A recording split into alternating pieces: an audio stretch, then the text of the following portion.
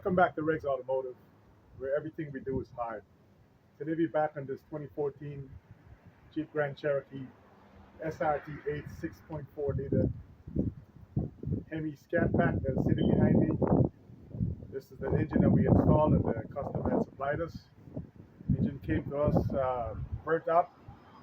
Backstory on it was the person that sold him the engine was doing a burnout and caused the engine to blow a transmission line, and the whole vehicle caught fire. So we got that engine that was supplied by the customer, we installed it, but there's a problem with the engine where I'm not able to release the car to the customer because I'm afraid that the engine might blow up on him on the street. So I had a conversation with the customer, and the customer asked me to further investigate the problem that's going on with the engine that we just installed for him. So today we're going to start the first phase by draining the oil and open it up to figure out exactly what's going on with the engine. So we're gonna start it up first, just so you can hear the noise in the engine. But let me bring the camera in a little closer so you guys can hear that. Just a little closer. Bear with me. I'll reach in here and start it up.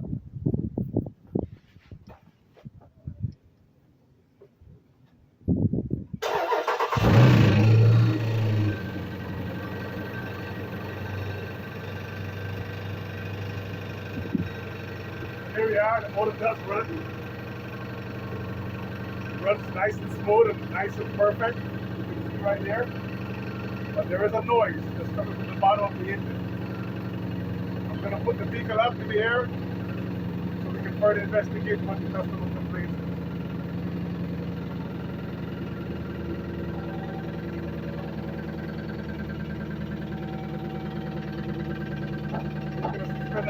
But we're taking it out of the air right now. It runs beautiful, but you just have a little noise that is coming out of the lower end. I'm not sure if it's a connector rod, maybe a head or a bad piston, or a smaller bearing or something. So I'm just going to have you guys listen to it. Maybe you might be able to diagnose it for me or help you to figure out what's going on. It's going to be noisy, but patient here.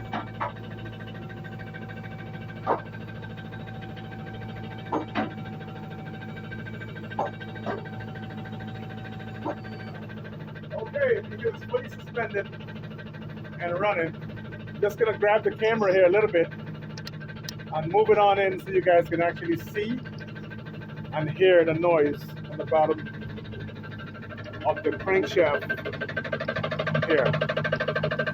You can hear that?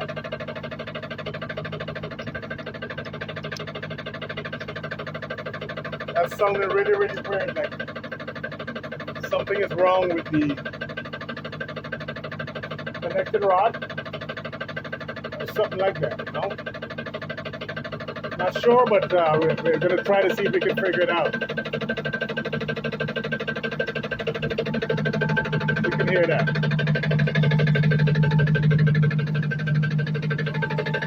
Seems to be coming from the oil pan area. And it's a really type of noise, you know. A little bit closer here. I think we got the skid plate from the area.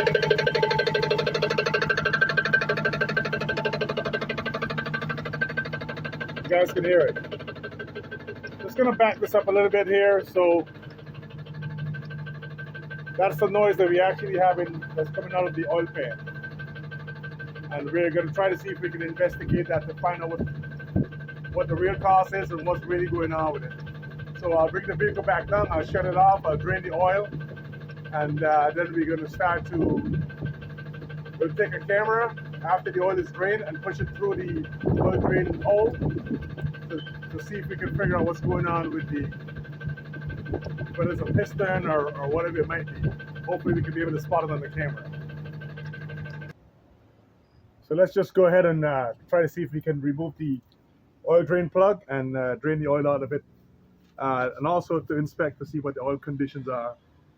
Of course, if there's metal crystals inside of the oil, we can assume that it's coming from a connecting rod or something to do with like a piston or something that's not good. So let's get ahead and do it. Got me my 13 millimeter here, and I'm gonna crack the oil net here. Of course, this is fresh oil, and I also want to take a look at the condition of the oil. I'm gonna grab a rag. So I'm gonna drain it. If the oil is still good, you can actually drain it into this little jug right here. We can actually take a look at the condition of the oil. Oops.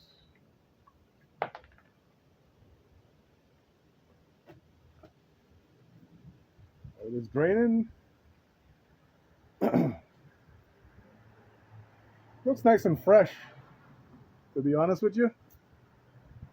Does not appear to have any kind of metal crystals on the inside. And let me get it up a little close here just to protect it from the wind. Probably be blowing it everywhere and blowing it on the camera.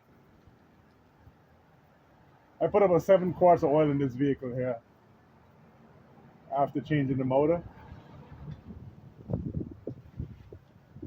It's getting a little heavy. So we'll just go on and drain it out. Need it to be drained out completely. I doubt whether I can get a camera in there, but I'm still going to try. Alrighty, it looks like it's almost complete. I'm definitely still going to try.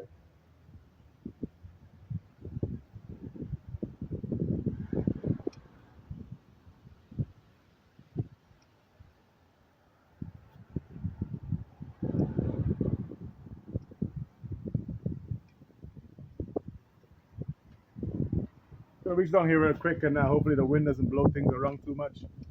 And just grab the oil plug here that actually fell out of my hands. If I could, real quick. Gonna cap that off. I'm gonna bring over the oil drain bucket and continue to drain.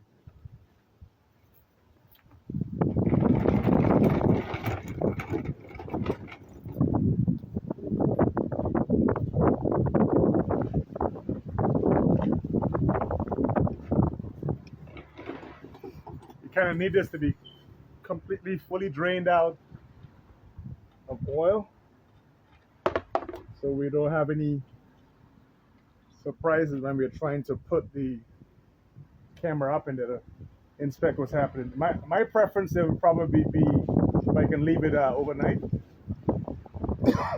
that would be best. So hey, welcome back to Regs Automotive, where everything we do is hard. We're back on the SRT Scat Pac here, and we took the motor apart, and we kind of find out what was going on with it. We have some good news and we have some bad news. The good news about it is that I did find out what was wrong with it, and the bad news is that I guess it's bad and good. I'm not going to be the one that's going to be replacing or actually trying to rebuild this motor. So we're going to just report the findings to the customer, and hopefully he'll take it from there. But I'm just going to bring the camera in a little closer to show you guys what is actually going on with the motor. We actually was able to drop the oil pan down at the bottom and remove the gasket from the bottom of the oil pan, and we actually came up upon the actual problem that was going on with the motor. So it turns out, like, for some reason, I guess this motor was once rebuilt, or maybe has been rebuilt by the person who actually sold the motor to our customer. And the problem with the motor is that you can only rotate the engine 180 degrees. While I fix this camera here real quick. You can only rotate it 180 degrees. And I was questioning myself, why would there be such a thing, right? So the motor's only able to rotate 180, but it's able to start and run. It is able to start and run, and the car will drive and everything like that. So I couldn't tell what was actually going on with it until I actually removed the oil pan and actually checked the motor itself on the inside of it. What's actually happening to this engine right now, guys, sorry about that, is that whoever rebuilt this motor had probably put a crank and bearing and piston rod kit and pistons inside of the engine. And it appears that the piston skirt or the pistons that is installed in the engine might be a little bit too large for the application of this engine itself. So as you rotate the crankshaft right here, the balances on the crankshaft is actually going up into the cylinders and actually touching the piston itself when the piston comes down as you rotate it. And if I can, might be able to demonstrate that a little bit. Like right now, we're actually locked at 180. We're not able to move any further, right? So we can actually reach up here and we'll get out of the 180 and we'll go around. So it is able to run. So while the vehicle runs, and that knocking noise that you're hearing is actually being forced. The pistons are going, so it's actually, these balances right here is actually hitting the pistons. You can see this one is a little bit scored. It's actually hitting the pistons, so it's going kack, kack, kack, kack, kack, kack, kack, kack. Wow, which was kind of weird, you know. This was a Facebook Marketplace engine that the customer had purchased, and these kind of things happen. Guys, we ought to be careful when we're dealing with these kind of vehicles, because these vehicles, it's a whole criminal enterprise to surround these vehicles. So if you don't know what you're doing, don't get involved. Purchase the motor from a reputable source. If not, you're going to be left holding the bag, and the guy that's actually has to put the motor in is going to be left holding the bag also, because he is not satisfied with the job that was just done, because the customer is not satisfied. So as you turn it here, and I continue to rotate it, and it's going to lock up at 180.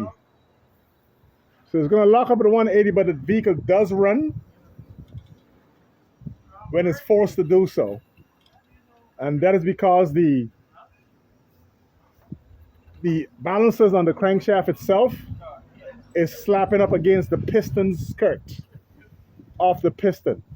I couldn't tell you whether the connecting rod is actually not built to spec, or maybe the pistons are the piston skirt is a little bit too long. But if I look in the cylinder bore itself, down at the bottom, I can see when I do the full rotation on the crankshaft, there's a little bit of lip that's sticking out of the piston bore. So that lip is coming in contact with the crankshaft balances. You know, I'm not sure if it obviously is not supposed to be that way. Like we're stuck again right now at the 180 position on the left side. And it's enough to stuck away you can actually break the crankshaft bolt right off of the hermetic balancer. So these balances right here is coming in contact with the piston skirt. It could be that the piston itself is too long, the skirt on the bottom, or the connecting rod could be short. They might not have had the right application. So I have to report this bad news to the customer. Like I said, the good news about it is that, you know, we found out what was wrong with it. And the bad news is probably that I'm probably not going to be the one to be rebuilding it. I may offer him to install the next engine that he buys, but that's about it. I'm not going to open this engine and rebuild it because I have no idea what's going on in the inside of it. Crankshaft look like it's brand new, but pistons are brand new. If you look up inside, you can see the pistons are, I don't know if you can see that. I'll take the camera off here real quick. If you look up inside right here, you might be able to see the pistons are brand new. Brand new pistons, brand new connecting rod, and brand new crankshaft. Brand new oil pump, as you can see right there.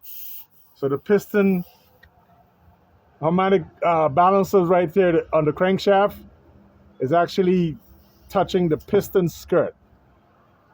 All right, I hope you guys have enjoyed the video and you probably learned something from it.